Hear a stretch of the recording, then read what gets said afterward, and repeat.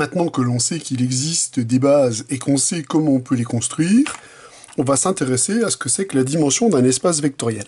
Alors j'ai déjà vendu la mèche depuis bien longtemps. Je vous ai dit que la dimension d'un espace vectoriel, ça allait être le nombre de vecteurs d'une base quelconque de E. Mais pour cela, il faut qu'on puisse démontrer que toutes les bases d'un espace vectoriel de dimension finie, elles possèdent le même nombre d'éléments. Donc on va être amené ici à démontrer un résultat très technique qui s'appelle le lemme de Steinitz, qui aura une importance, on va dire, très locale, puisque c'est ce résultat qui va nous permettre de construire ce que c'est que la dimension d'un espace vectoriel. Mais une fois qu'on saura ce que c'est que la dimension d'un espace vectoriel, ce résultat, on n'y fera plus jamais référence. Mais c'est un passage obligé, technique, essentiel pour pouvoir construire la dimension d'un espace vectoriel. Donc on va étudier ce lemme de Steinitz, voir quel en est le rôle, et surtout, le démontrer. Alors que raconte ce lemme de Steinitz? Il raconte que dans un cas espace vectoriel, si vous vous donnez une famille de vecteurs V possédant n vecteurs, et une famille W possédant n plus 1 vecteurs, donc des vecteurs de l'espace vectoriel E, si les vecteurs de la famille W s'écrivent comme combinaison linéaire des vecteurs de la famille V, c'est-à-dire j'ai n plus 1 vecteurs qui s'écrivent comme combinaison linéaire de ces n vecteurs, alors la famille W est nécessairement liée. Donc moralement, si n plus 1 vecteur arrive à s'écrire comme combinaison linéaire de n vecteurs, on obtiendra forcément une famille liée. Allez, on va le démontrer, et la démonstration va procéder par récurrence. Et pour cela, la propriété P de n qu'on va chercher à démontrer, eh bien, c'est directement l'énoncé du théorème que l'on a à démontrer, c'est-à-dire l'énoncé du lemme de Steinitz. Alors l'initialisation, on va la faire avec P de 1, puisqu'il faut que nos familles, elles contiennent au moins un vecteur. Donc dans ce cas-là, la famille V, elle se limite à un seul vecteur, le vecteur V, et la famille W, elle contient deux vecteurs, W1 et W2. L'hypothèse me dit que le vecteur W1 appartient à la droite vectorielle engendrée par V1 et que le vecteur W2 appartient à la droite vectorielle engendrée par V1. Donc ça veut dire, pour la première hypothèse, qu'il existe un scalaire alpha 1 appartenant à K, tel que W1 s'écrit alpha 1 fois V1, et de même, il existe un scalaire alpha 2 appartenant à K, tel que epsilon 2 s'écrit alpha 2 fois V1. L'objectif, c'est de démontrer que la famille qui est formée de W1 et W2 est une famille liée. Alors déjà, je vais supposer que W1 et W2 sont pas nuls, puisque si W1 est nul ou W2 est nul, on a bien évidemment que la famille est liée, puisque toute famille contenant le vecteur nul est liée. Ce qui veut donc dire que dans la suite de mon exercice, la famille W, je supposerai qu'elle ne contient pas le vecteur nul. Donc dans toute la suite, les scalaires alpha 1 et alpha 2, je peux les supposer non nuls. Alors vous voyez qu'à partir de là, c'est assez facile de construire une combinaison linéaire nulle non triviale de ces vecteurs. Il suffit de multiplier le vecteur W1 par alpha 2. On obtient dans ce cas-là alpha 2, alpha 1, V1.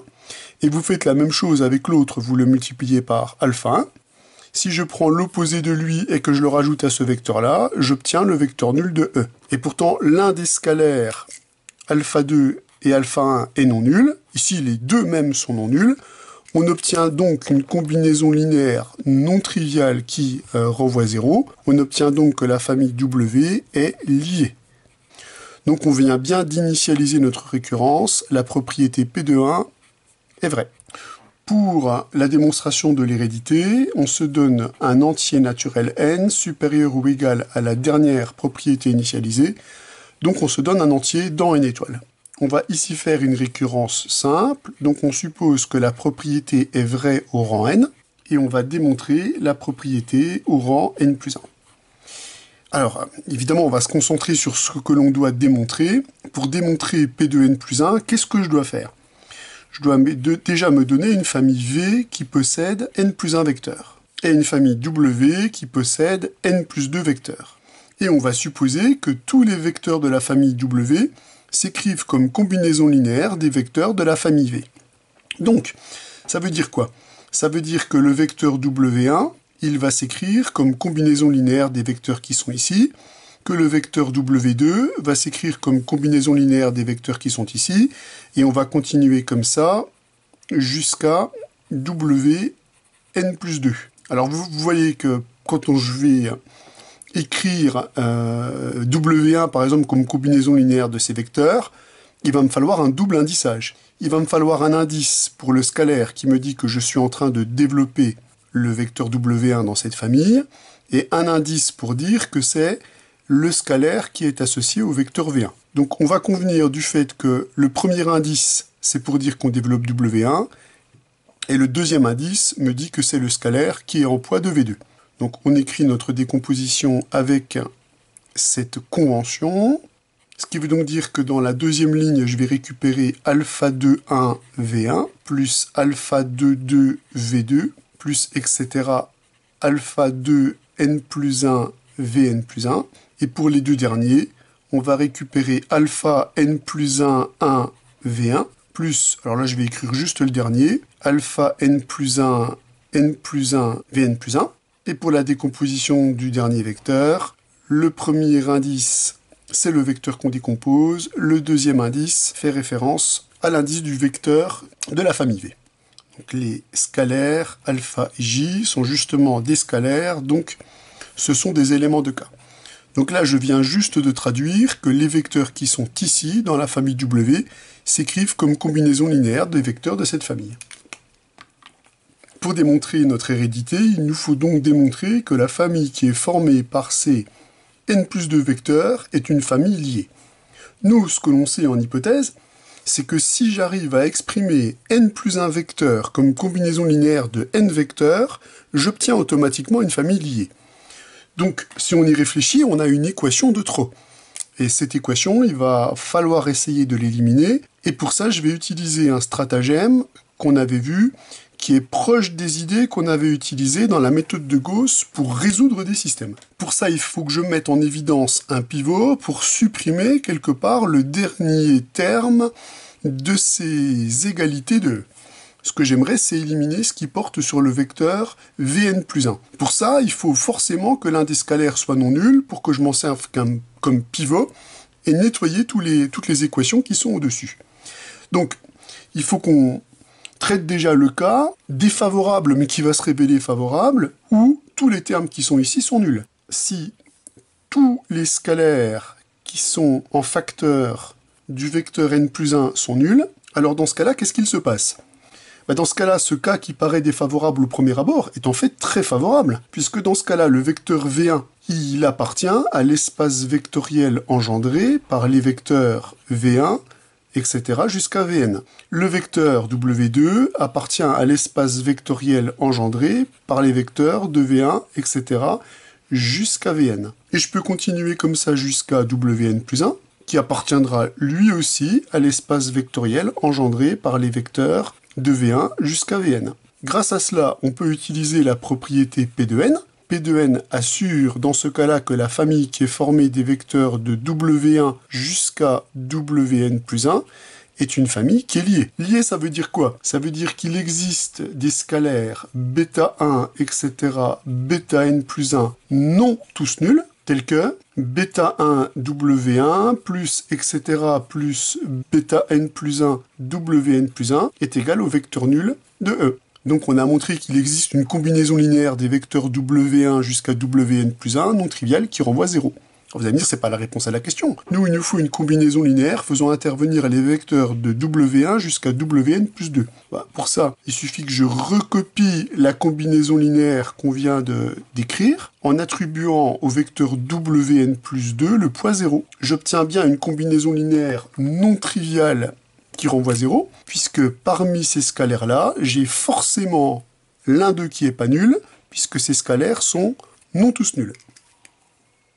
La famille W1, etc. jusqu'à Wn plus 2 est donc bien liée dans ce cas particulier. Donc si tous les scalaires qui sont ici sont nuls, pas de problème, on peut utiliser l'hypothèse de récurrence et on obtient directement le résultat. Alors maintenant, si on n'est pas dans cette situation, ça veut dire que ces nombres ne sont pas tous nuls. Donc, il existe un indice i entre 1 et n plus 1, tel que alpha i n plus 1 est différent de 0. Moi, ce qui m'arrange, c'est que ce soit celui de la dernière ici qui soit différent de 0 pour pouvoir effectuer des opérations un peu plus simples. Évidemment, je peux supposer que c'est alpha n plus 2, n plus 1 qui est différent de 0. Pour ça, il suffit simplement que j'échange l'équation i avec l'équation n plus 1 pour pouvoir se ramener dans cette situation. On voit bien que si c'est celui qui est en e position qui est nul, boum, on permute deux équations et on se ramène dans la situation où c'est le dernier qui n'est pas nul. Donc moi, je vais supposer que c'est ce terme-là qui est différent de 0, c'est ce scalaire-là qui est différent de 0, et je vais m'en servir pour faire le ménage dans tous les termes du dessus. C'est-à-dire que mon but, c'est d'appliquer la méthode de Gauss de manière à éliminer les scalaires qui sont ici grâce à l'équation ln plus 2. Alors ça, c'est un tout petit peu technique, mais c'est plus technique que difficile. Ce que je vais faire, c'est que si je travaille avec l'une des équations que j'ai pointées en violet, c'est-à-dire une des équations qui a un numéro qui varie entre 1 et n plus 1. Je vais effectuer l'opération suivante. Je vais remplacer cette équation LK par l'équation LK moins ce qui va me permettre de faire le ménage ici.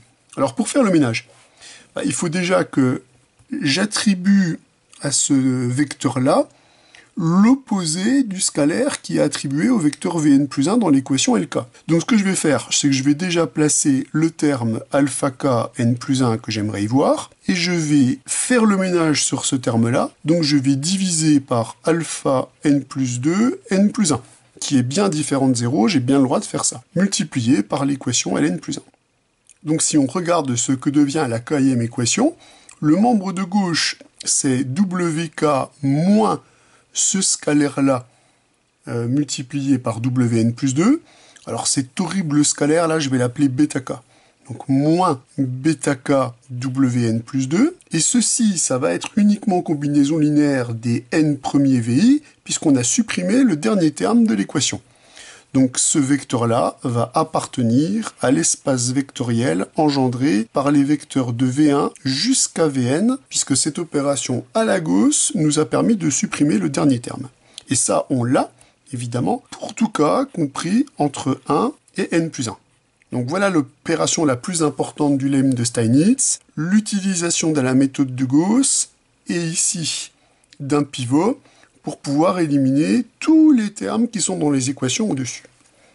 Là, si vous analysez ce qu'on a réussi à faire, on a réussi à exprimer ces n plus 1 vecteurs comme combinaison linéaire de n vecteurs. Ce qui veut donc dire que ces n plus 1 vecteurs, c'est-à-dire w1 moins bêta 1 wn plus 2, virgule, etc. jusqu'à wn plus 1 moins bêta n plus 1 wn plus 2, par application de la propriété P de n, est lié. C'est le moment où on utilise notre hypothèse de récurrence, puisque notre hypothèse de récurrence nous assure que si on arrive à exprimer n plus 1 vecteur comme combinaison linéaire de n vecteurs, on obtient une famille liée. Donc là, mission accomplie, par application de P de n, on obtient que cette famille est liée. Mais est-ce que c'est bien ce que l'on veut?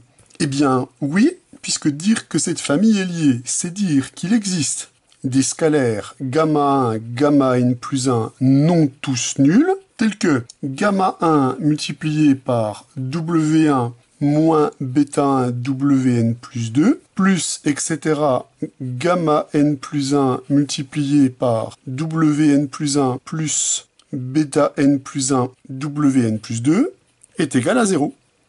Si vous réorganisez cette combinaison linéaire, vous obtenez que gamma 1 W1 plus gamma 2 W2 plus etc. gamma n plus 1 Wn plus 1 plus un gros machin horrible, je vais l'appeler H, qui est un scalaire Wn plus 2 est égal à 0. Donc là, qu'est-ce que j'ai fait? J'ai juste développé l'expression. Le vecteur W1 n'apparaît qu'ici avec le scalaire gamma 1. Le vecteur W2 apparaît en deuxième position avec le scalaire gamma 2, etc. Et puis tous les termes qui sont, tous les scalaires qui sont en facteur du vecteur Wn plus 2, ben je les ai mis dans H. Donc H, c'est pas si compliqué, hein, c'est moins gamma 1 bêta 1, moins gamma 2 bêta 2, moins gamma n plus 1 bêta n plus 1. Bon, c'est ce gros paquet-là que j'appelle H. Eh bien, si vous regardez les scalaires de cette combinaison linéaire, donc les scalaires c'est H, le truc qui est horrible qu'on contrôle pas trop, et les autres scalaires c'est gamma 1, gamma 2 jusqu'à gamma n plus 1. Or, ces scalaires sont non tous nuls. On vient donc bien de trouver une combinaison linéaire nulle des vecteurs W1, W2, Wn plus 1, Wn plus 2, qui renvoie 0, et qui est non triviale puisque tous les scalaires ne sont pas nuls. Donc on vient bien de prouver que la famille W1, etc. jusqu'à Wn plus 2 est liée. Et ça achève de démontrer que P de n plus 1 est bien vrai, puisque quelle que soit la situation dans laquelle on se place, on a abouti au résultat. On a donc démontré le lemme de Steinitz par récurrence. Démonstration difficile, mais retenez bien les éléments importants. C'était d'exploiter à nouveau la méthode de Gauss dans un contexte un tout petit peu différent de la résolution des systèmes linéaires. Mais on n'en était pas loin.